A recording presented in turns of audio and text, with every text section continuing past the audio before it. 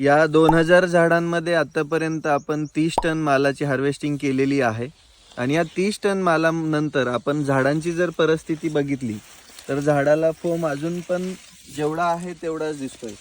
शेतकरी मित्रांनो, पेरू बाग लागवड केल्यानंतर बऱ्याच शेतकऱ्यांचा प्रॉब्लेम हा आहे की 2-4 फोम लावतात वर्षामध्ये आणि त्याच्यानंतर नाही परवडलं म्हणून बोंबा मारत बसतात. काम करायच्या नावाने शून्य असतात. हीच लोक जी नवीन एनकरेज करणारी लोक आहेत त्यांना मागं ओढत असतात.